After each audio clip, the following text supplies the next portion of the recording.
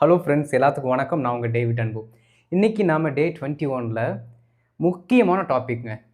இந்த ஒரு டாப்பிக்கை நம்ம கவர் பண்ணிட்டோம் அப்படின்னா மேக்ஸிமம் எல்லாம் முடிஞ்சுது அப்படின்னு அர்த்தம். ஏன்னா இதுதான் பார்த்தீங்கன்னா இந்த பர்டிகுலர் இங்கிலீஷ் லாங்குவேஜுக்கு ஒரு உயிர் நாடியாக இருக்கக்கூடிய ஒரு டாபிக் அப்படின்னு நம்ம சொல்லலாம். அதைத்தான் நம்ம இன்னைக்கு கிளியராக பார்க்க போகிறோம். அதுவும் பார்த்தீங்க அப்படின்னா நிறைய இருக்குது, எல்லாத்தையும் நான் படிக்க போகிறதில்ல. இந்த இஃப் கண்டிஷனல்ஸில் ஃபார்மட் ஒன்லேயே 6 டைப் இருக்குது. 6 டைப்புமே ஈஸி, எல்லாமே எவ்ரிடே கம்யூனிகேஷன் நம்ம யூஸ் பண்ணக்கூடிய ஸ்ட்ரக்சர்ஸ் எல்லாத்தையுமே கிளியராக சொல்லிக் கொடுக்குறேன். நல்லா கவனிங்க, சரிங்களா? கவனிச்சதுக்கப்புறம் நீங்கள் அப்படியே கொஞ்சம் யோசிச்சு பாருங்கள், அப்புறம் உங்களோட ஓன் ப்ராக்டிஸை போடுங்க. அண்ட் அதை விட கொஞ்சம் வருத்தமான விஷயம் என்ன அப்படின்னா 19 டேஸோட அந்த பர்டிகுலர் டாபிக்ஸை ரிவிஷன் அப்படிங்கிற 20th டாப்பிக்காக நான் போட்டேன். ரொம்ப ஒரு சிலர் தான் பார்த்தீங்கன்னா ரிவிஷன் பண்ணியிருக்கீங்க. ரிவிஷன் ரொம்ப ரொம்ப முக்கியம் ஃப்ரெண்ட்ஸ். இந்த ரிவிஷனில் தான் 19 செஷன்ஸில் என்னென்ன நடத்தியிருக்கோம் அப்படிங்கிறத எவ்ரிடே கம்யூனிகேஷன் எப்படி யூஸ் பண்ணலாம் அப்படிங்கிறத சொல்லி கொடுத்துருக்கேன். பாதி பேர் அதை பார்க்கவே இல்லை. பார்க்காதவங்க தயவுசெய்து இதை பார்த்து கொஞ்சம் ரிவைஸ் பண்ணிக்கோங்க. ரிவைஸ் பண்ணலை அப்படின்னா உங்களுக்கு டைம் கிடைக்காது இதுக்கப்புறம் உங்களுக்கு நான் ரிவிஷன் கொடுக்குறதுக்கு. Okay, so please make use of that. And இதான் நம்ம சேனல் ஃபஸ்ட் டைம் வந்திருக்கீங்கன்னா மறக்காம நம்ம சேனல் சப்ஸ்கிரைப் பண்ணிட்டு பெல் பட்டன் கிளிக் பண்ணி வச்சுக்கோங்க. அப்போ தான் நான் போடுற வீடியோஸ் உங்களுக்கு தொடர்ந்து வந்து சேரும். தயவுசெய்து ப்ராக்டிஸ் பண்ணுங்கள் ஃப்ரெண்ட்ஸ். ஏன் அப்படின்னா உங்களை இங்கிலீஷ் பேச வைக்கணும் அப்படிங்கிறத என்னோட ஆசை, என்னோட கடமையும் கூட. அதை நீங்கள் என் கூட சேர்ந்து ட்ராவல் பண்ணிகிட்டே வந்தால் மட்டும்தான் முடியும், சரிங்களா? தயவு செய்து ப்ராக்டிஸ் பண்ணுங்கள். நீங்கள் ப்ராக்டிஸ் பண்ணுவீங்க நான் நம்புகிறேன். நம்ம இன்றைக்கி வீடியோக்குள்ளே போயிடலாம்.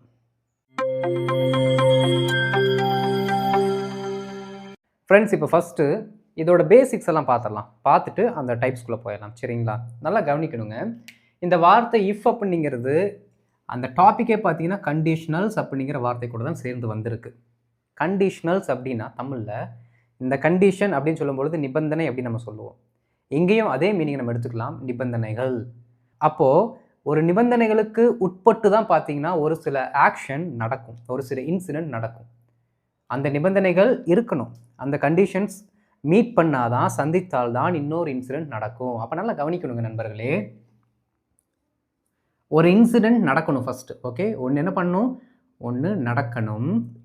உங்களுக்கு புரிகிற மாதிரி எழுதுறேன், சரிங்களா? ஒன்று நடக்கணும், ஒரு இன்சிடென்ட் நடக்கணும். இந்த இன்சிடென்ட் நடந்தால் மட்டும்தான் இன்னொரு இன்சிடென்ட் நடக்கும். என்னது நடக்கும்? நல்லா கவனிக்கணும். ஓகே, நடக்கும். இதுதான் இந்த இஃப் கண்டிஷனல்ஸோட தாத்மீக மந்திரமே. சொல்லுவாங்கள்ல, மூல மந்திரம், தாரக மந்திரம் சொல்லுவாங்கள்ல, அதுதான் இந்த பர்டிகுலர் ஸ்ட்ரக்சர். இது நீங்கள் தெரிஞ்சுக்கிட்டாலே போதும். இப்போது இதிலேருந்து டென்சஸ் நான் வந்து என்ன பண்ண போகிறேன்னா உங்களுக்கு சொல்ல போகிறேன், என்ன மாதிரி டென்ஸில் அது வேலை செய்யும் அப்படின்ட்டு. நல்லா கவனிக்கணுங்க. நடக்கணும். இப்போ ஃபார் எக்ஸாம்பிள் நல்லா கவனிங்க. இப்போ நம்ம என்ன பண்ணணும்னா மார்க்கெட்டுக்கு போய் என்ன பண்ணணும், காய்கறி வாங்கணும். இதுதான் கான்செப்ட். மார்க்கெட்டுக்கு போய் காய்கறி வாங்கணும், அது வந்து நடக்கக்கூடிய செயல். புரியுதுங்களா? அந்த மார்க்கெட்டுக்கு போய் நீங்கள் காய்கறி வாங்கணும்னா ஃபஸ்ட்டு வீட்டிலேருந்து கிளம்பணும். எப்படி? வீட்டிலேருந்து கிளம்பணும். அப்போது ஒரு நிகழ்வு நடந்தால்தான் அதை தொடர்ந்து இன்னொரு நிகழ்வு நடக்கும். நீங்கள் என்ன பண்ணணும், வீட்டிலேருந்து கிளம்பணும். இதான் ஃபஸ்ட்டு.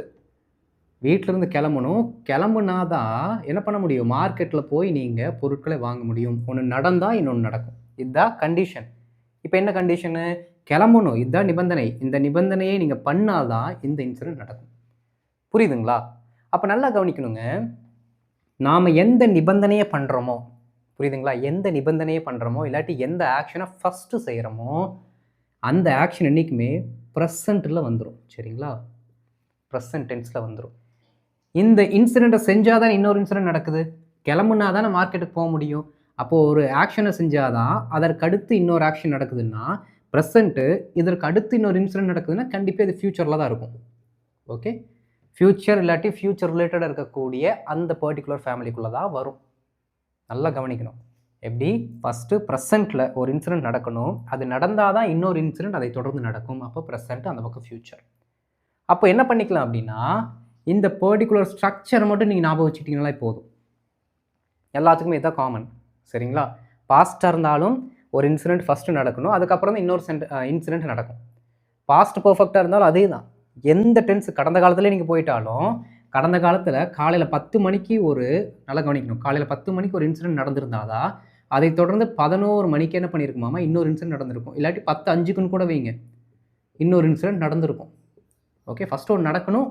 இப்போ ஃபஸ்ட்டு நடக்குது பார்த்தீங்களா, அது பார்த்தீங்கன்னா அந்த பர்டிகுலர் டைமில் ப்ரெசென்ட்டில் இருந்திருக்கும். இந்த 10 மணி அப்படிங்கிறதுக்கு இந்த 11 மணி ஃப்யூச்சர். அண்டர்ஸ்டாண்ட் பண்ணிக்கோங்க. ஃபஸ்ட்டு ஒரு இன்சிடென்ட் நடக்கணும், அதற்கடுத்து இன்னொரு இன்சிடென்ட் நடக்கணும், அவ்வளோதான். ப்ரெசென்ட்டு, ஃபியூச்சர் கூட உங்களுக்கு புரியாட்டியும் பரவாயில்ல. ஒரு இன்சிடென்ட் நடக்கணும், அதற்கடுத்து தான் இன்னொரு இன்சிடென்ட் நடக்கும். ஓகே, இந்த இன்சிடென்ட்டுக்கு அடுத்து நடக்கக்கூடிய இன்சிடென்ட் எல்லாமே எதிர்காலமாகத்தான் இருக்கும். இது ரூல் நம்பர் 1. அடுத்து இந்த இஃப் அப்படிங்கிற வார்த்தைக்கு தமிழில் நாம் என்னென்ன அர்த்தம் வச்சுருக்கோம் அப்படின்னா, இங்கே பாருங்கள், தாள் அப்படிங்கிற அர்த்தத்தில் வரும். அதை கொஞ்சம் எக்ஸ்பேண்ட் பண்ணோம் அப்படின்னா இருந்தால் அப்படிங்கிற அர்த்தத்தில் வரும். இன்னொரு இடத்துல என்ன ஆகும் அப்படின்னா, இங்கே பாருங்கள், நாள் அப்படிங்கிற அர்த்தத்துலேயும் வரும். நாள். அப்போ சின்ஸ் படிக்கும்போது ஒரு மீனிங் வந்துச்சு என்ன அப்படின்னு நீங்கள் கேட்பீங்க. சின்ஸை பொறுத்த வரைக்கும் சின்ஸோட மீனிங் எப்படி வரும் அப்படின்னா தினால் அப்படின்னு வரும். நல்லா கவனிக்கணும். தினால், போன தினால், வந்த தினால், சாப்பிட்ட தினால் அப்படின்னு வரும். சரிங்களா? அடுத்து பாருங்க, போனால். போனால் வெறும் நாள் தான் வருது, தினால்னு வரல. போனால், போன தினால். அப்போ போனால் அப்படின்னா அந்த நாள் சவுண்டு தான் வருது. நீங்கள் மறுபடியும் எழுதிடுறேன், அப்போ தான் உங்களுக்கு புரியும். ஏன்னா கமெண்ட்டில் நீங்கள் டவுட் கேட்பீங்க. பாருங்கள், கிளியராக சொல்லி கொடுத்துட்றேன், அப்போ தான் உங்களுக்கு டவுட் வராது. அதுக்காக தான்.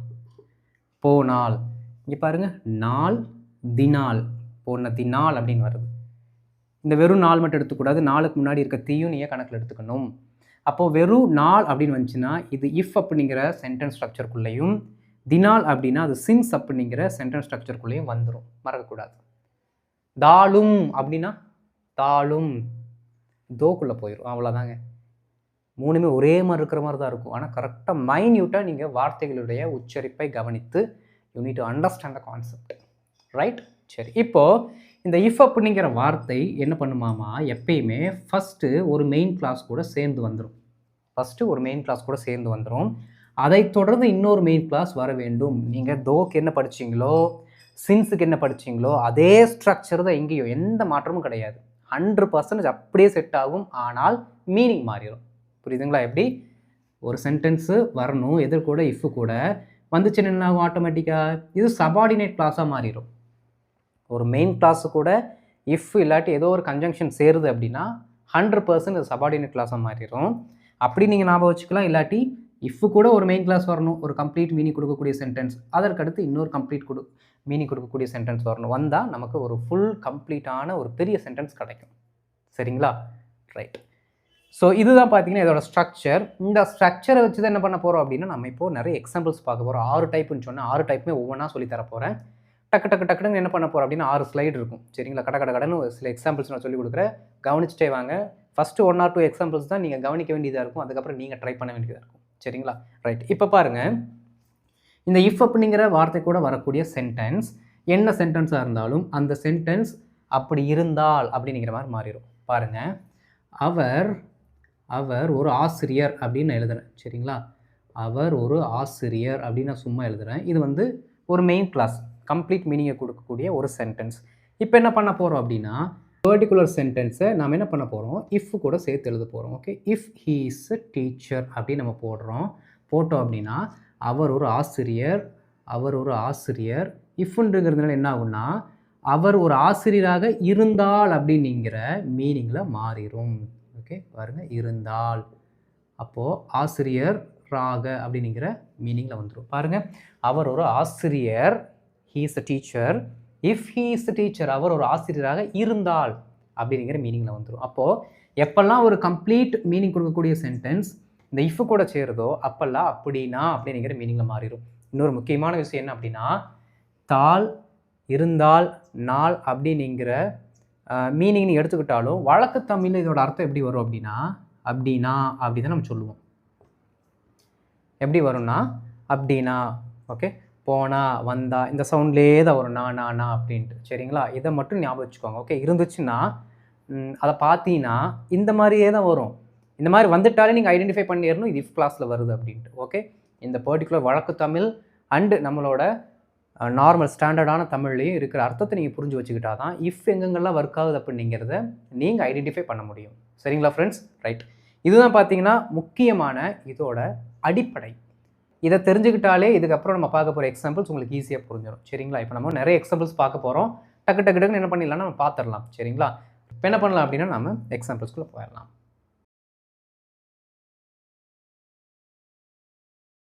ஃப்ரெண்ட்ஸ், இப்போ ஃபஸ்ட்டு செட் ஆஃப் எக்ஸாம்பிள்ஸ் பார்த்துடலாம். உங்களுக்கு புரியறதுக்காகவே நாம் எப்படி வழக்கு தமிழில் பேசுவோமோ அதே மாதிரி நான் எழுதியிருக்கேன். சரிங்களா? தமிழில் கூட ஒழுக்கமாக எழுதலையாடா அப்படின்னு சொல்லி திட்ட வேண்டாம். சரிங்களா? கவனிங்க. அவன் வர்றானா நான் வர்றேன், அவன் வர்றானா நான் வரேன் அப்படின்னு நம்ம சொல்லுவோம் பார்த்தீங்களா? இந்த டோனில் வந்துட்டாலே நீங்கள் ஐடென்டிஃபை பண்ணிடணும். அட இஃப் கிளாஸு, நம்ம இஃப் கிளாஸ் தான்டா அப்படிங்கிறத நீங்கள் ஐடென்டிஃபை பண்ணிடணும். அதுவும் பார்த்துட்டிங்கன்னா பின்னாடி போடக்கூடிய சென்டென்ஸை வச்சு தான் அது என்ன டைப்பில் இருக்குது அப்படிங்கிறத நம்ம ஐடென்டிஃபை பண்ண முடியும். பாருங்களேன், நான் வர்றேன் அப்படின்னா, சரி எதுக்கு கவலைப்படாத நான் வர்றேன் அப்படின்னா, இதுக்கப்புறம் தான் நம்ம போக போகிறோம், அப்போ ஃப்யூச்சர். சரிங்களா? எல்லா சென்டென்ஸுமே அப்படி தான் இருக்கும். பாருங்கள், அவளுக்கு புத்தகம் கிடைச்சா அவள் படிப்பா, அவங்களுக்கு வாய்ப்பு கிடைச்சா கண்டிப்பாக ஹெல்ப் பண்ணுவாங்க. 8 மணிக்கு போனால் இருக்குது, இந்த இல்லை மட்டும் விட்டுருங்க. 8 மணிக்கு போனால் டாக்டர் இருப்பார். நீ வீடு கட்டுனா, இல்லை விட்டுருங்க, நீ வீடு கட்டுனா உனது உறவினர்கள் ஒருவரும் உதவ மாட்டாங்க. உண்மை தானே? சென்டென்ஸ் எல்லாம் கரெக்டாக இருக்குது. சரிங்களா? பாருங்கள், அவன் வர்றானா நான் வர்றேன். அப்போ ஃபஸ்ட் என்ன பண்ணணும்னா, எங்கெல்லாமே இந்த மாதிரி முடியாமல் சென்டென்சஸ் இருக்கோ அந்த சென்டென்ஸ் கூட தான் இஃப்ங்கிற வார்த்தை வருது. சரிங்களா? பாருங்கள், அவன் வர்றானா, அப்போது நீங்கள் எப்படி எழுதணும் அப்படின்னா, ஒரு கம்ப்ளீட் மீனிங்கை கொடுக்குற மாதிரி எழுதிடணும். அதுக்கு முன்னாடி இஃப் போட்டால் வேலை முடிஞ்சுது. அவன் வர்றானா அப்படிங்கிறதுல ஒரு கம்ப்ளீட் மீனிங் கொடுக்கக்கூடிய சென்டென்ஸ் என்ன? அவன் வர்றான் அப்படின்னு அர்த்தம். வர்றான்னா வர்றான். ஓகே, அப்போது ஹீ கம்ஸ்.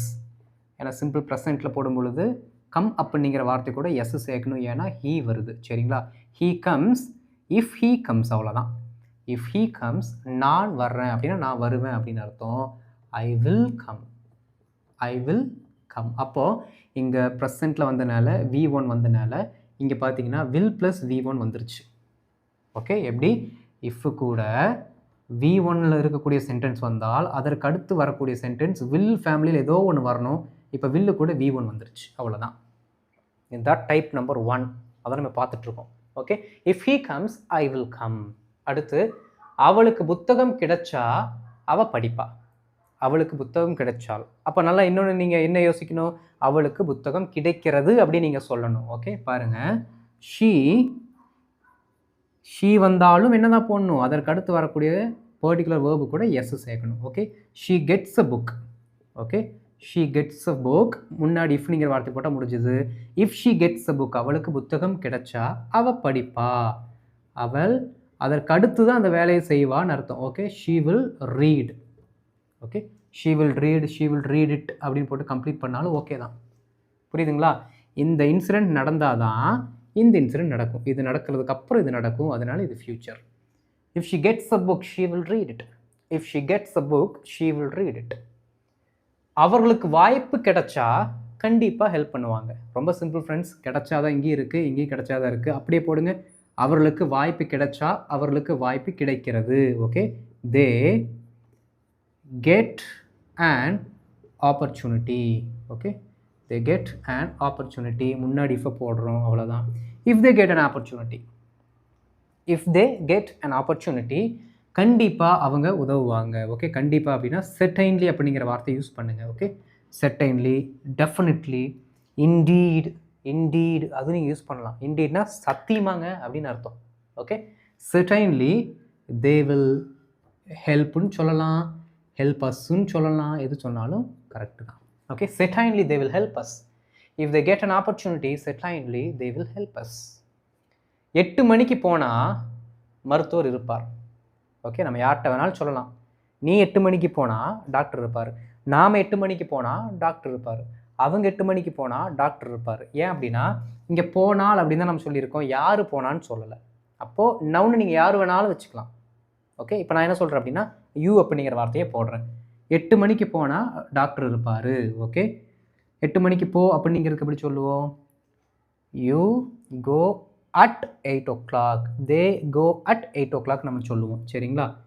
பாருங்கள், யூ கோ அட் 8 PM அப்படின்னு நம்ம போடலாம். சரிங்களா? முன்னாடி இஃப்ங்கிற வார்த்தையை சேர்த்து வேலை முடிஞ்சுது.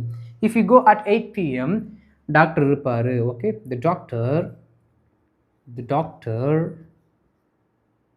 will be தேர்ன்னு சொல்லலாம், இல்லாட்டி will be available அப்படின்னு நம்ம சொல்லலாம். சரிங்களா? will be available.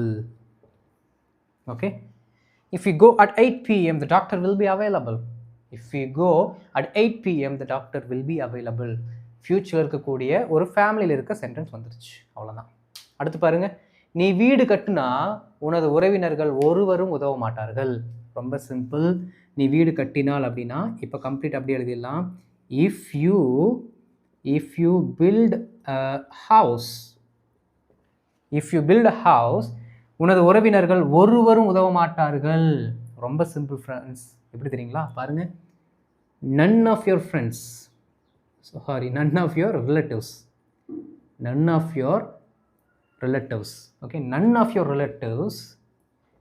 will help you. இப்போ நீங்கள் கவனிக்கலாம் ஒரு விஷயத்தை. என்னன்னா உதவ மாட்டார்கள் தான் இருக்கு. அப்போ நெகட்டிவ்ல தான் எழுதணும். அப்போ வில் அப்படிங்கிறது வில் நாட்டு நம்ம யூஸ் பண்ணணும். ஆனால் இங்கே நம்ம வில் நாட்டுன்னு போட தேவையில்லை. ஏன் அப்படின்னா நெகட்டிவாக மாற்றக்கூடிய ஒரு ஆஸ்பெக்ட் அந்த சென்டென்ஸ் இருந்தாலே போதும்.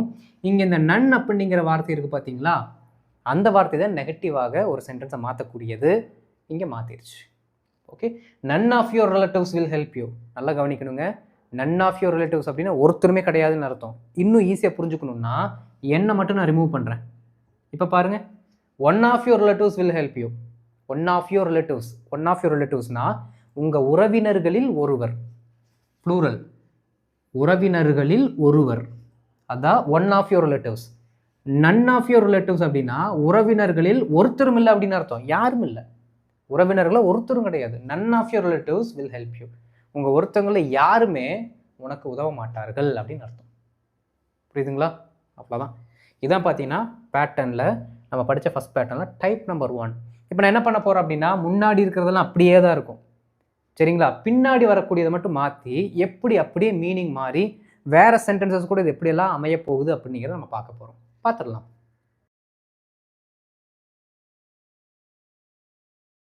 ஃப்ரெண்ட்ஸ், இப்போது செகண்ட் டைப். சரிங்களா? ரொம்ப சிம்பிள் ஃப்ரெண்ட்ஸ். எல்லாம் படித்து பாருங்கள், மீனிங் வருதான்னு பாருங்கள். மீனிங் வந்தால் அந்த பர்டிகுலர் சென்டென்ஸை நம்ம இங்கிலீஷில் மேக் பண்ண முடியும்னு அர்த்தம். பாருங்கள், அவன் வர்றானா நீங்கள் வரலாம். அர்த்தம் இருக்கா இல்லையா? சொல்லுங்கள், அர்த்தம் இருக்கா இல்லையா? இருக்குது. Very good. அவளுக்கு புத்தகம் கிடச்சா அவளால் படிக்க முடியும். அவளால் படிக்க முடியும். மீனிங் இருக்கா இல்லையா? இருக்குது. அவங்களுக்கு வாய்ப்பு கிடைச்சா அவங்க உதவணும், அவங்க ஹெல்ப் பண்ணணும். மீனிங் இருக்குது தானே? Very good. 8 மணிக்கு போனால் டாக்டர் பார்க்க முடியாது. 8 மணிக்கு போனால் டாக்டர் பார்க்க முடியாது. அர்த்தம் இருக்குது. தமிழில் சொல்லும்போது அர்த்தம் இருக்குது. நீ வீடு கட்டினா உன்னோட ரிலேட்டிவ்ஸ்க்கு சொல்லக்கூடாது. அப்போது இங்கே இருக்க எல்லா சென்டென்ஸுக்குமே என்ன இருக்குது? மீனிங் இருக்குது. And at the same time பின்னாடி வர்ற சென்டென்சஸில் நம்ம வில் அப்படிங்கிற அந்த மீனிங்கை கொண்டு வரல. ஆனாலும் வருது பாருங்கள், ஆனாலும் அர்த்தம் வருது. அப்போ என்ன அப்படின்னா இந்த பர்டிகுலர் இஃப் கிளாஸை தவிர இந்த பக்கம் ஃப்யூச்சரை ரிலேட் பண்ணக்கூடிய எந்த சென்டென்ஸ் ஸ்ட்ரக்சர்ஸ் வந்தாலும் நம்ம யூஸ் பண்ணிக்கலாம்.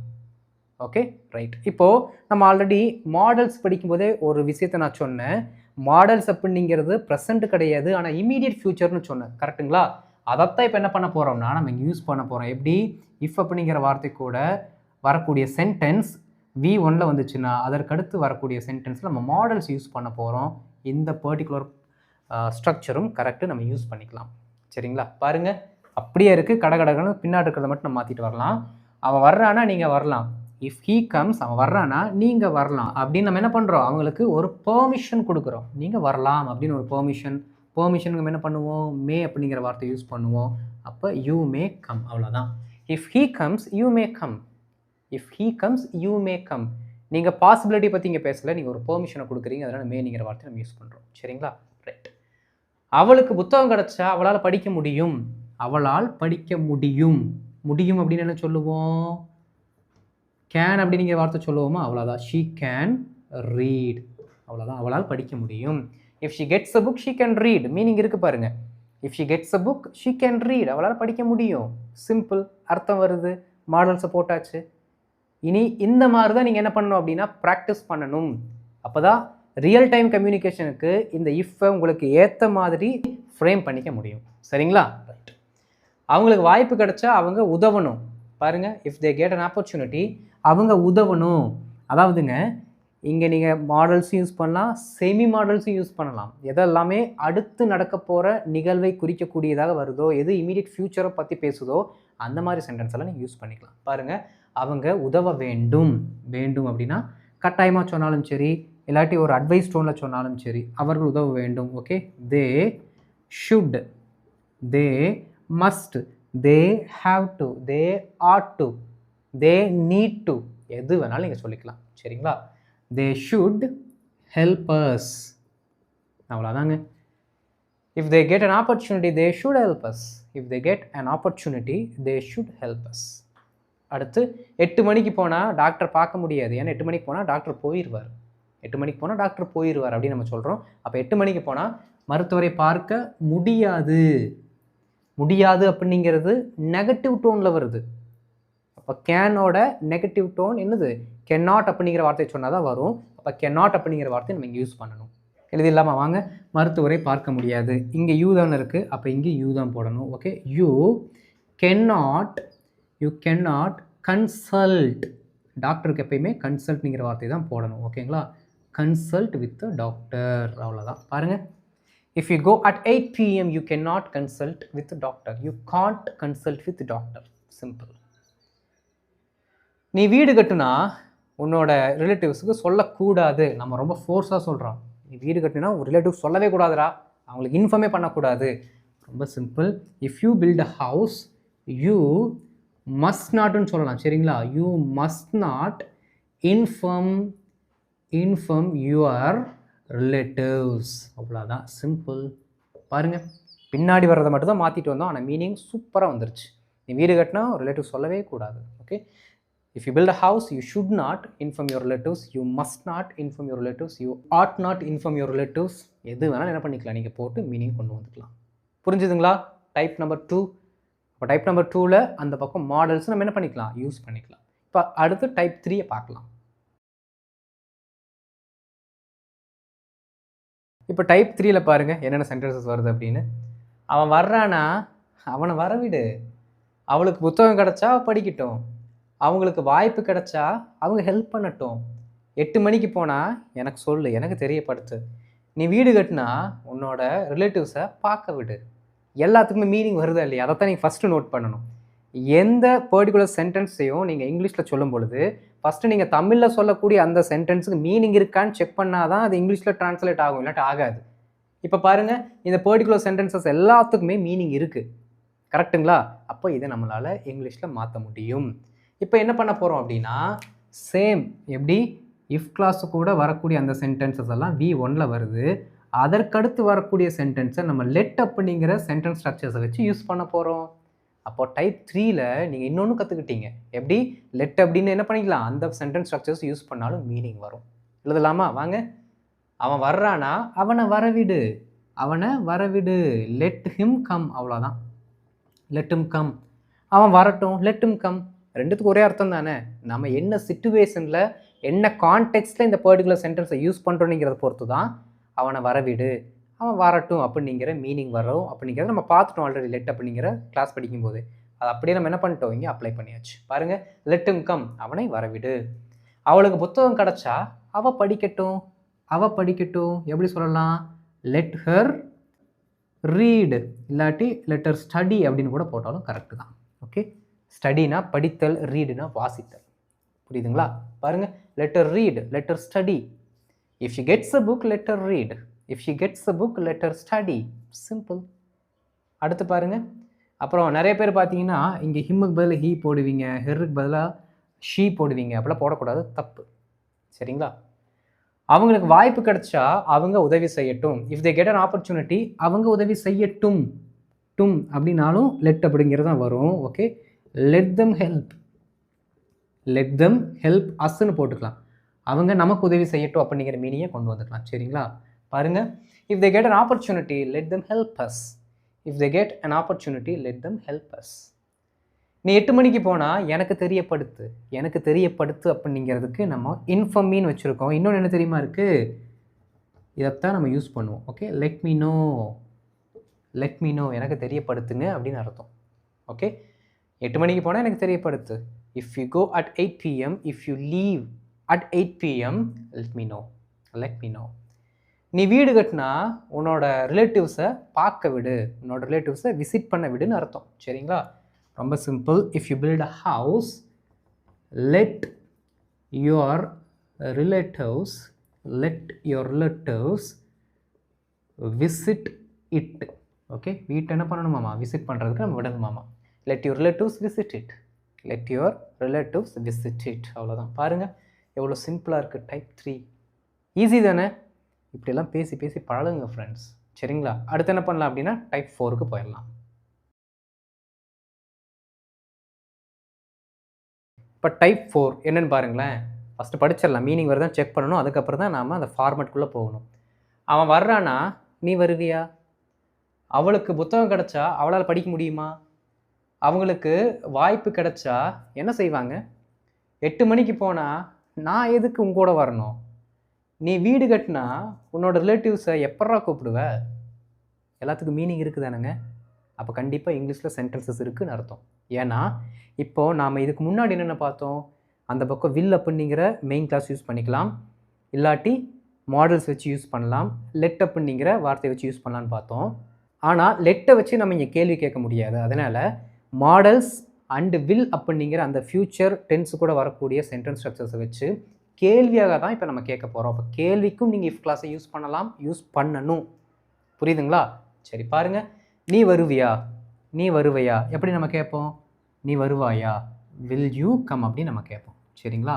Will you come. இந்த மாதிரி கேள்விகளை கேட்கும் பொழுது நீங்கள் என்ன பண்ணணும்னா, இஃப் அப்படிங்கிற சென்டென்ஸை எதுவெல்லாம் வருதோ அது எல்லாத்தையுமே உங்களால் கேள்வியாக மாற்ற முடியாது. ஓகே, ஏன்னா அது கம்ப்ளீட் மீனிங்கை கொடுக்கக்கூடிய சென்டென்ஸ் கிடையாது. ஆனால் பின்னாடி வரக்கூடிய அந்த மெயின் கிளாஸ் இருக்குது பார்த்தீங்களா, அந்த மெயின் கிளாஸை நீங்கள் ஸ்டேட்மெண்ட்லேருந்து ஈஸியாக கொஸ்டினை மாற்ற முடியும். அப்போ என்ன பண்ணிக்கலாம்னா, பின்னாடி வரக்கூடிய மெயின் கிளாஸை தான் நீங்கள் என்ன பண்ணணும், கொஸ்டினை மாற்றணுமோ தவிர முன்னாடி இஃப் கூட வரதை எக்காரணத்தை கொண்டு மாற்றிடாதீங்க. சரிங்களா? வில் யூ கம், நீ வருவியா. ஓகே, V1ல் வந்துச்சுன்னா அந்த பக்கம் வரக்கூடியது இன்ட்ரோகேட்டிவ். இன்ட்ரோகேட்டிவ் அதுலேயும் பார்த்தீங்க அப்படின்னா வில்லும் மாடல்ஸும் நம்ம யூஸ் பண்ணுறோம். சரிங்களா?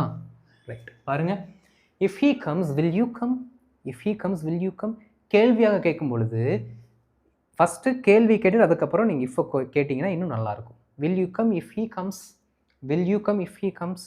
நீங்கள் இஃப் கிளாஸை பொறுத்த வரைக்கும் இந்த சென்டென்ஸ் அங்கேயும் அந்த சென்டென்ஸ் இங்கே போட்டு பேசினாலும் மீனிங் சூப்பராக வரும். நம்ம சின்ஸுக்கு தோக்கள் எப்படி படித்தோமோ அதே கான்செப்ட் தான் நான் முன்னாடியே சொன்ன மாதிரி. சரிங்களா?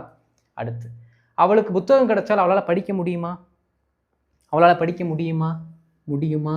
அப்போ கேன். ஓகே, பாருங்கள், கேன் ஷீ ரீட் இட், இல்லாட்டி will she be able to read it.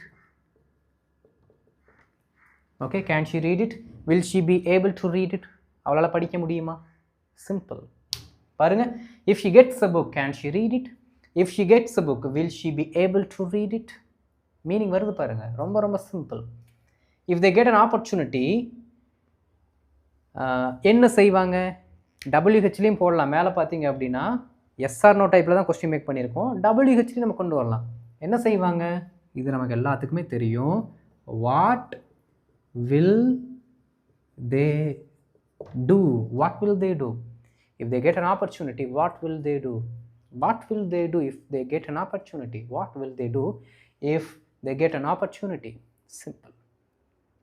8 மணிக்கு போனால் நான் எதுக்கு உங்களோட வரணும், நான் எதற்கு உன்னுடன் வரணும், வர வேண்டும்.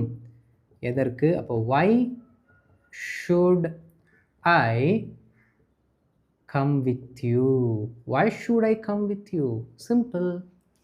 If you go at 8 p.m. why should I come with you, why should I come with you. Simple. Why should I come with you if you go at 8 o'clock? Why should I come with you if you go at 8 o'clock? Simple.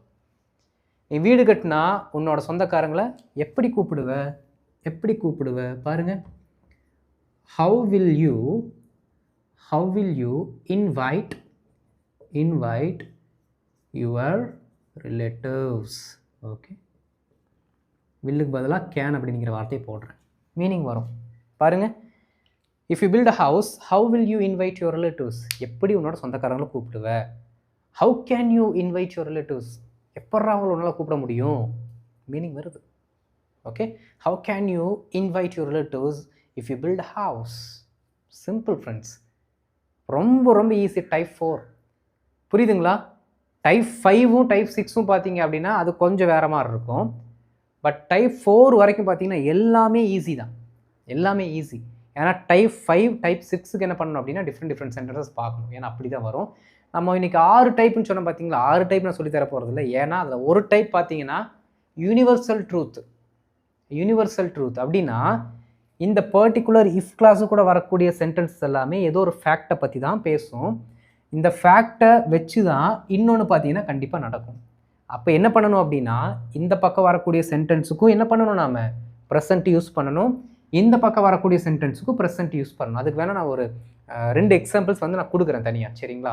Type 6க்கு தனியாக ஒரு 2 examples, type 5க்கு பார்த்தீங்கன்னா ஒரு 4 examples பார்க்கலாம். அது ரொம்ப simple தான். Type 5ம் type 6ம் ரொம்ப ரொம்ப சிம்பிள். இப்போ நம்ம பார்த்துடலாம், சரிங்களா?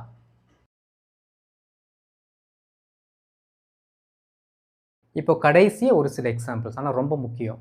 ஏன் அப்படின்னா இதில் 3 டைப் பார்க்க போகிறோம். ஒரே ஸ்லைடில் 3 டைப். என்னென்னு பாருங்கள். நீ வர்றனா வா, நீ படிக்கிறனா படி. இதெல்லாமே இம்பரேட்டிவ் சென்டென்சஸில் வருது. நல்லா கவனிக்கணுங்க. இம்பரேட்டிவ், அதாவது கட்டளை வாக்கியம் நம்ம எப்பயுமே யார்கிட்ட சொல்லுவோம் அப்படின்னா, நமக்கு ஆப்போசிட்டில் இருக்க ஆளுகிட்ட தான் சொல்லுவோம். அந்த ஜன்னலை கொஞ்சம் சாத்து, கொஞ்சம் படி, நிறையா சாப்பிடு, காரை கொஞ்சம் எடு, என்ன பண்ணுவோம்? இதெல்லாமே நமக்கு ஆப்போசிட்டில் இருக்க பர்சனை யூ அப்படிங்கிறத அந்த ப்ரொனவுனை யூஸ் பண்ணி தான் நம்ம கட்டளை வாக்கியத்தை யூஸ் பண்ணுவோம். அப்போ இஃப் அப்படிங்கிற வார்த்தை கூட நீங்கள் கட்டளை வாக்கியம் யூஸ் பண்ணணும் அப்படின்னா, இஃப் அப்படிங்கிற வார்த்தை கூட வரக்கூடிய சென்டென்ஸை நீங்கள் யூ அப்படிங்கிற சென்டென்ஸ் வச்சு தான் யூஸ் பண்ணணும். அந்த ப்ரொனவுன் தான் வரணும். வந்தால் தான் உங்களால் கட்டளை வாக்கியம் யூஸ் பண்ண முடியும். அதுவும் பார்த்தீங்கன்னா ஃபுல்லாலாமே நீங்கள் சொல்ல தேவையில்லை. அவங்க என்ன ஆக்ஷனை பண்ணுமோ அந்த ஆக்ஷனோட பர்டிகுலர் வேர்பை மட்டும் சொன்னால் போதும். அதுவும் எப்படி? V1ல் தான் சொல்லணும். அதுவும் V1ல் தான் சொல்லணும், சரிங்களா? எப்படி? இஃப் அப்படிங்கிற வார்த்தை கூட நீங்கள் இம்பரேட்டிவ் சென்டென்ஸ் யூஸ் பண்ணிங்கன்னா அதற்கடுத்து வரக்கூடிய வேர்பு V1ல் தான் வரணும். இந்த இம்பரேட்டிவில் யூ அப்படிங்கிற அந்த பர்டிகுலர் ப்ரொனவுனை தான் நீங்கள் யூஸ் பண்ணணும். இது டைப் நம்பர் 5. பாருங்கள், நீ வர்றன்னா வா, நீ வர்றன்னா வா. இங்கே பாருங்கள், இஃப் யூ வர்றன்னா, அப்போ if you want to come, okay, if you want to come, இல்லாட்டி இஃப் யூ கம், அதுவும் கரெக்டு தான். நீ வர்றன்னா வா, இஃப் யூ கம், நீ வர வேண்டும் என்றால், if you want to come, ஆசையை இல்லாட்டி அவங்களோட விருப்பத்தை கேட்குறதுக்கு நம்ம சொல்கிறோம். என்ன வேர்பை இங்கே யூஸ் பண்ணுறீங்களோ அதே வேர்பு தான் இங்கே ரிப்பீட் ஆகணும், கம், ஓகே. ஏன்னா இங்கே வா அப்படின்னு தான் சொல்கிறீங்க, அதே தான் இங்கே ரிப்பீட் ஆகுது. பாருங்கள், சேம் மீனிங் தான். If you want to come, come, if you want to come, come. நீ படிக்கிறன்னா படி, நீ படிக்கிறன்னா படி. இந்த இடத்துல என்ன பண்ணலாம் அப்படின்னா, படித்தல் அப்படிங்கிறது அவங்களுக்கு ஒரு வேளை கட்டாயமாக இருந்தால் அதை செய்யலாம் அப்படின்னு நம்ம சொல்கிறோம். நீ கண்டிப்பாக படிக்கணும்னா படி. பாருங்கள், if you have to study, okay, if you have to study, study. இந்த பர்டிகுலர் சென்டென்சஸ் எப்படி வருதுன்னா, நம்மளோட அந்த பர்டிகுலர் மாடல்ஸை இஃப் கூடயே எடுத்துக்கிட்டு வருது. அப்போ நீங்கள் ஒன்று அண்டர்ஸ்டாண்ட் பண்ணிக்கணும். இஃப்பு கூட நீங்கள் V1 அப்படிங்கிற பர்டிகுலர் சென்டென்ஸை போட்டாலும் அர்த்தம் வரும். இஃப்பு கூட அதை தவிர நீங்கள் வேறு என்ன சென்டென்ஸை போடலான்னா மாடல்ஸை போட்டுக்கலாம். இந்த 2 தான் பார்த்தீங்கன்னா கரெக்டாக மேட்ச் ஆகும், மற்ற எதுவும் மேட்ச் ஆகாது. இந்த ஃபார்மெட் நம்பர் 1 டைப் கிடையாது. ஃபார்மெட் நம்பர் 1ல் நீங்கள் ஒன்று ப்ரெசன்ட் டென்ஸை இஃப் கூட யூஸ் பண்ணிக்கலாம், இல்லாட்டி மாடல்ஸ் யூஸ் பண்ணிக்கலாம், மீனிங் வந்துடும். பாருங்கள், if you have to study, study. உனக்கு படிக்கணும் அப்படின்னா அது ரொம்ப முக்கியமாக இருந்தால் படி, ரைட்? நீ விளையாட வேண்டும் என்றால் விளையாடு, ஓகே. இதை வந்து நம்ம என்ன பண்ணலாம், அவசியமாக இருந்தால் அப்படின்னு சொல்கிறோம் அப்படின்னா ரொம்ப simple. If you need to play, அவ்வளோதான். If you need to play, play, simple. என்ன வேணால் கொண்டு வந்துக்கலாம். நீ விளையாட வேண்டும் என்றால் விளையாடு. If you need to play, play. உன்னால் சாப்பிட முடிந்தால் சாப்பிடு. எப்படி சொல்லலாம்? இதை நீங்கள் ட்ரை பண்ணுங்கள். உன்னால் சாப்பிட முடிந்தால் சாப்பிடு, முடிந்தால். ரொம்ப சிம்பிள், கரெக்டாக எழுதிட்டீங்களே. If you can eat, if you can eat, அப்படியே ரிப்பீட் பண்ணுறீங்க, ஈட், அவ்வளோதான். If you can eat, eat. உன்னால் சாப்பிட முடிஞ்சால் சாப்பிடு. If you can eat, eat, அவ்வளோதாங்க. ரொம்ப ரொம்ப சிம்பிள், ஓகே. இப்போது மீதி இருக்க 3 பார்த்தீங்கன்னா டைப் 6. எப்படி தெரியுமா? எல்லாமே ஜென்ரல் ட்ரூத்துங்க, யூனிவர்சல் ட்ரூத். அப்போ நீங்கள் நல்லா கவனிக்கணும். யூனிவர்சல் ட்ரூத் எங்கெங்கெல்லாம் வருதோ இதுவும் பார்த்தீங்க அப்படின்னா V1ல் தான் வரணும். இந்த பக்கம் வர்றது V1 தான் வரணும். ஆனால் மீனிங்கை பார்த்தீங்கன்னா ஃப்யூச்சரில் வர்ற மாதிரி இருக்கும். அது கொதிக்கும் அப்படின்னா அது வந்து ஃப்யூச்சரில் நடக்கும்.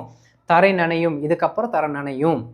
அதாவது இந்த ஆக்ஷன் நடந்தால் அது நடக்கும், இது நடந்தால் இது நடக்கும் அப்படிங்கிற மீனிங் அது கொடுத்தாலும் இது யூனிவர்சல் ஃபேக்ட். ஏன் யூனிவர்சல் ஃபேக்ட்னா எந்த கண்டிஷனுமே தேவையில்லை, ஒன்று நடந்தது கண்டிப்பாக நடந்துடும். புரியுதுங்களா?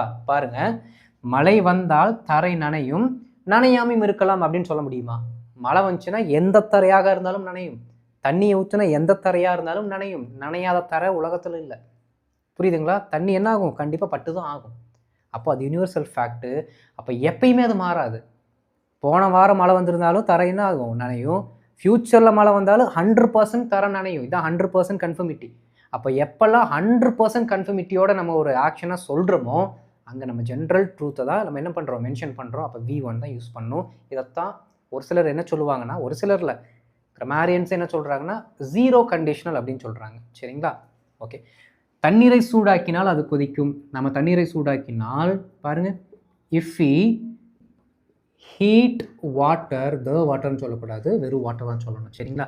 If we heat water it boils. அவ்வளோதான், அது கொதிக்கும்.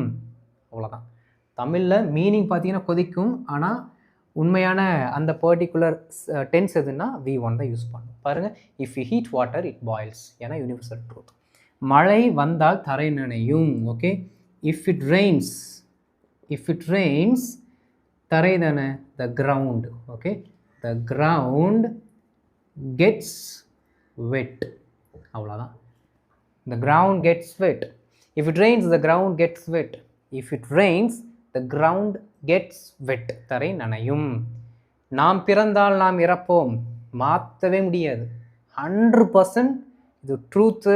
And at the same time கண்டிப்பாக நடக்கும்னு அர்த்தம். மாற்றவே முடியாது. யூனிவர்சல் ட்ரூத்துக்கும் மேலே இதெல்லாம் பயங்கரமான ட்ரூத்து. நாம் பிறந்தால் நாம் இறப்போம். பாருங்க, if we are born, if you are born, ரொம்ப சிம்பிள், வி வில் டை கிடையாது, வி டை. அவ்வளோதான். ஏன்னா யூனிவர்சல் ஃபேக்ட், யூனிவர்சல் ட்ரூத்.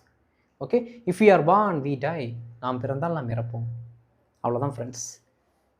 கிட்டத்தட்ட 6 டைப்பாக இருந்தாலும் 7 டைப்பாகவும் சொல்லி கொடுத்துட்டேன். ஏன்னா முன்னாடி என்ன பண்ணலாம், நீங்கள் இங்கே மாடல்ஸ் யூஸ் பண்ணலாம், நான் சொல்லி கொடுத்துட்டேன். ஓகே. நம்ம சொல்லி கொடுத்தது என்னமோ 6 டைப்புன்னு சொன்னால், ஆனால் பார்த்தீங்கன்னா மொத்தம் 7 டைப் இருக்குது. 7 டைப்புமே ப்ரெசன்ட் டென்ஸு கூட மட்டும்தான் டீல் பண்ணுது. 3 ஃபார்மெட் இருக்குது, அது வேறு. அதெல்லாம் நீங்கள் ஸ்கூலில் படித்தது. அதெல்லாமே ஸ்போக்கனுக்கு ஹெல்ப் பண்ணுமானா பண்ணாது. அதெல்லாம் சும்மா ஏதோ ஒரு பேசிக்கான அண்டர்ஸ்டாண்டிங்கை மட்டும் வச்சுக்கிறதுக்கு. ஸ்போக்கனுக்கு வேணும்னா நீங்கள் இந்த மாதிரி ஒரு பயங்கரமான ஒரு வைடு நாலேஜ் தான் நீங்கள் என்ன பண்ணிக்கணும், லேர்ன் பண்ணிக்கணும். புரியுதுங்களா? ரைட். ஸோ இதற்கான ஒரு சில எக்ஸாம்பிள்ஸ் கொடுக்குறேன், ட்ரை பண்ணுங்கள். சரிங்களா? அண்ட் இந்த வீடியோ உங்களுக்கு பிடிச்சிருந்துச்சுன்னா மறக்காமல் லைக் பண்ணிட்டு மற்றவங்களுக்கு ஷேர் பண்ணுங்கள். அவங்களும் இந்த வீடியோ பற்றி தெரிஞ்சு கொள்ளட்டும், நம்மளோட சேனலை பற்றி தெரிஞ்சு கொள்ளட்டும், பயனடைந்து கொள்ளட்டும். அண்ட் இதான் நம்ம சேனலுக்கு ஃபஸ்ட் டைம் வந்திருக்கீங்க, மறக்காம நம்ம சேனலை சப்ஸ்கிரைப் பண்ணிட்டு பெல் பட்டனை கிளிக் பண்ணி வச்சுக்கோங்க. அப்போ தான் நான் போடுற வீடியோஸ் உங்களுக்கு தொடர்ந்து வந்து சேரும் ஃப்ரெண்ட்ஸ். சரிங்களா? தொடர்ந்து பயிற்சி செய்யுங்க.